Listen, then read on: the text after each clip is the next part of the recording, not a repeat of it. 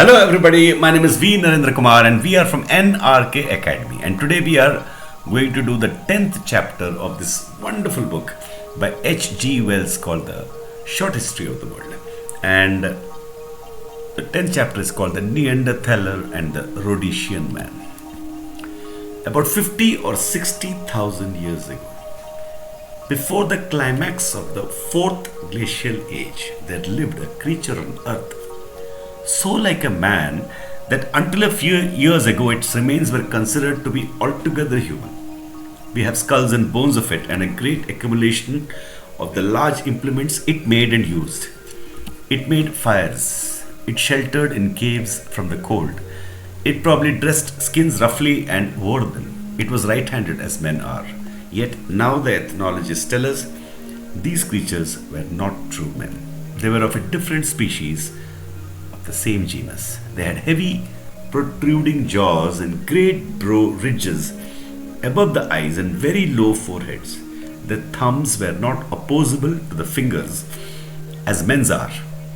Their necks were so poised that they could not turn back their heads and look up to the sky. They probably slouched along, head down and forward. Their chinless jaw bones resemble the Heidelberg jawbone and are markedly unlike human jawbones, and there were great differences from the human pattern in their teeth. Their cheek teeth were more complicated in structure than ours, more complicated and not less so. They had not the long fangs of our cheek teeth, and also these quasi-men had not the marked canines, dog teeth, of an ordinary human being. The capacity of their skulls was quite human, but the brain was bigger behind and lower in front than the human brain. Their intellectual faculties were differently arranged. They were not ancestral to the human line. Mentally and physically, they were upon a different line from the human line. Skulls and bones of this extinct species of man were found at Neanderthal among other places, and from that place these strange proto-men have been christened Neanderthal men or Neanderthalers. They must have endured in Europe for many hundreds or even thousands of years.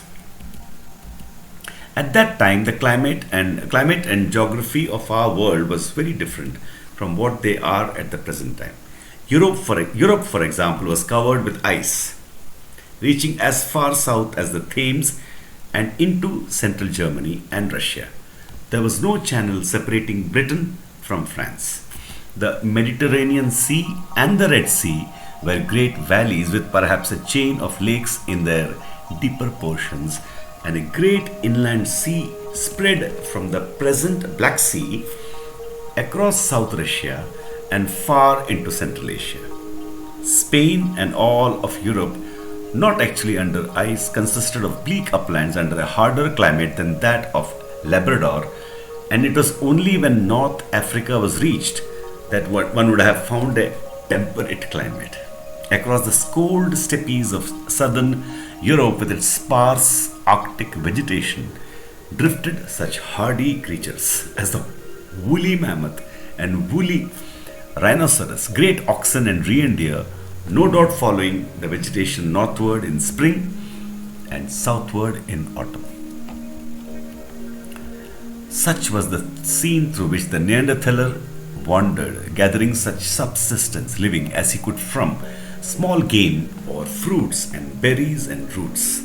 Possibly he was mainly a vegetarian, chewing twigs and roots. His level, elaborate teeth suggest a largely vegetarian dietary, but we also find the long marrow bones of great animals in his caves, cracked to extract the marrow. His weapons could not have been of much avail in open conflict with great beasts, but it is supposed that he attacked them with spears at difficult river crossings and even constructed pitfalls for them. Possibly he followed the herds and preyed upon any dead that were killed in fights, and perhaps he played the part of jackal to the saber-toothed tiger which still survived in his day. Possibly in the bitter hardships of the glacial ages, this creature had taken to attacking animals after long ages of vegetarian adaptation. We cannot guess what this Neanderthal man looked like. He may have been very hairy and very unhuman looking indeed. It is even doubtful if he went erect. He may have used his knuckles as well as his feet to hold himself up. Probably he went about alone or in small family groups. It is inferred from the structure of his jaw that he was incapable of speech as we understand it. For thousands of years, these Neanderthalers were the highest animals that the European area had ever seen. And then, some 30 or 35,000 years ago, as the climate grew warmer, a race of kindred beings, more intelligent, knowing more, talking and cooperating together, came drifting into the Neanderthalers' world from the south. They defeated the Neanderthalers from their caves, removed them, and squatting places. They hunted the same food. They probably made war upon their grisly predecessors and killed them off. These newcomers from the south or the east, for at present we do not know their region of origin, who at last drove the Neanderthalers out of existence, altogether were beings of our own blood and kin, like us, the first true men, that is us. So the brain cases and thumbs and necks and teeth were anatomically the same as our own. In a cave at Cro-Magnon and in another at Grimaldi, a number of skeletons have been found, the earliest truly human remains that are so far known. So it is our race comes into the record of the rocks and the story of mankind begins. That was so beautifully written by H.G. Wells, and that's what happens when a great writer, a literary genius, writes on the history of man. He makes it like a true story, the essence, the real thing that is there. So we'll meet again in our next chapter. Sorry, there's a little bit more. The world was growing like our own in those days, though the climate was still austere. The glaciers of the Ice Age were receding in Europe. The reindeer of France and Spain presently gave way to great herds of horses as grass increased upon the steppes, and the mammoth became more and more rare in southern Europe, and finally receded northward altogether. We do not know where the true man first originated, but in the summer of 1921, an extremely interesting skull was found together with pieces of a skeleton at Broken Hill in South Africa, which seems to be a relic of a third sort of man, intermediate in its characteristics between the Neanderthaler and the human being.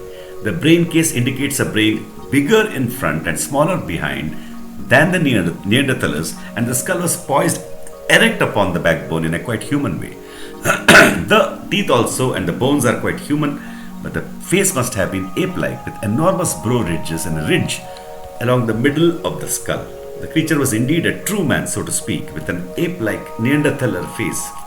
This Rhodesian man is evidently still closer to real men than the Neanderthal man. This Rhodesian skull is probably only the second of what in the end may prove to be a long list of finds of subhuman species which lived on the earth in the vast interval of time between the beginnings of the Ice Age and the appearance of their common hire and perhaps their common exterminator, the true man. The Rhodesian skull itself may not be very ancient. Up to the time of publishing this book, there has been no exact determination of its probable age.